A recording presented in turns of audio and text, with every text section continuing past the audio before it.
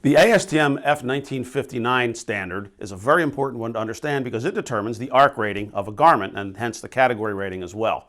There are two ways to achieve an ARC rating. You can either get an ATPV or ARC thermal performance value or an EBT energy to break open threshold. It's important to note that there is no significant difference in both cases. Whether your ARC rating is ATPV or EBT, you're protected from second degree burn at or below the ARC rating of that fabric. So how is this test achieved?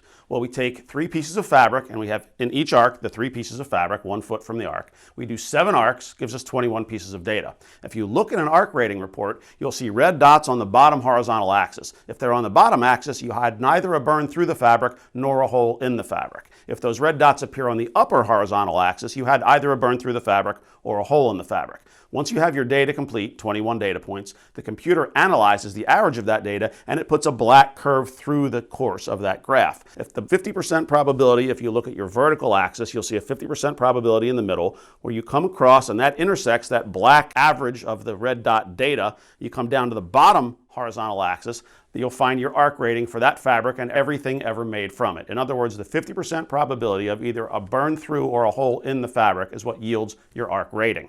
It's important to note, people say a 50% probability. I don't want a coin flip of being burned. Well, of course we don't.